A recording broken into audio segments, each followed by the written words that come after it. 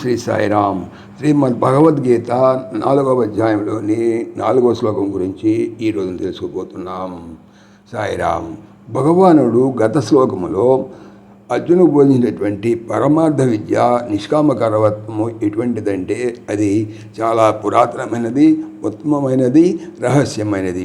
మరి ఎటువంటి విద్యను అర్జునుడికి ఎందుకు ఉపదేశించవలసి ఉందంటే భగవాన్ అతడు పరమ భక్తుడు, పరమ పవిత్రుడు కాబట్టి. శ్రీకృష్ణమూర్తి పూర్వము సూర్యభగవానికి పరమాత్మ విద్య ఉపదేశించారనే వాక్యం ఉంటుందోనే మొన్న అనగా ద్వాపర యుగాంతమున దేవకి గర్భంలో పుట్టినటువంటి శ్రీకృష్ణుడు సృష్టి ఆది యందు సూర్యునికి ఎట్లా బోధింపగలిగారనేటువంటి సంశయం అర్జున కలగగా వెంటనే తన నివృత్తి కొరకు అతడు భగవాన్ ఇట్లా ప్రశ్నించాడు. అర్జున ఉవాచ అపరం భవతో జన్మ పరం జన్మ వివస్వతః కథమేతతి జానీయాం త్వమాదౌ ప్రోక్తవానితి.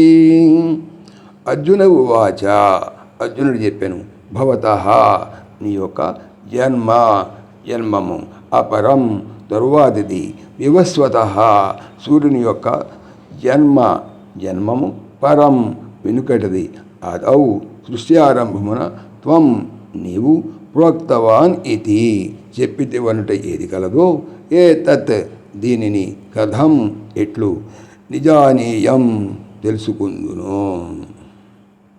అర్జునుడు చెప్పాను, ఓ కృష్ణ, నీ జన్మము ఇటీవలది, సూర్యుని జన్మము బహు పురాతనమైనది. అటు సో మీరు సూర్యునికి ఉపదేశించాలనేటువంటి విషయాన్ని నేను ఎట్లా గ్రహించగలను. ఇదిగా వ్యాఖ్య తెలుసుకుందాం. పూర్వం రాజసూయాగ సందర్భంలో అర్జునుడు భీష్ముడి వంటి మహనీయుని ముఖతః శ్రీకృష్ణుని యొక్క నిజతత్వాన్ని, వారు సాక్షాత్ పరమాత్మే అనేటువంటి సత్యాన్ని విని ఉన్నాడు. అయినా కానీ ఇప్పుడు శ్రీకృష్ణుడి దేవకీసుతునిగానే వీక్షించి మీరు మొన్న కదా పుట్టారు అని పలకటానికి కారణం ఏమిటి? ఇందుకు ఈ క్రింది హేతులు మనం చెప్పుకోవచ్చు. సాక్షాత్ శ్రీకృష్ణుని ముఖతః అతని అవ్యయ స్వర్ణ స్వరూపమును, అతని యొక్క అవ్యయ స్వరూప వర్ణనాన్ని అర్జునుడు స్వయంగా వినగోరి ఉండవచ్చు. లేదా ఈ ప్రశ్న ద్వారా సామాన్యుల యొక్క మనసునందు సంశయం నివారింపజేయదరించి ఉండవచ్చు. సశేషం. సాయిరామ్. ఓం దేవకీ నందనాయ విద్మహే వాసుదేవాయ ధీమహి తన్నః కృష్ణ ప్రచోదయాత్. ఓం సర్వం శ్రీకృష్ణార్పణమస్తు. జై శ్రీకృష్ణ. జై జై శ్రీకృష్ణ.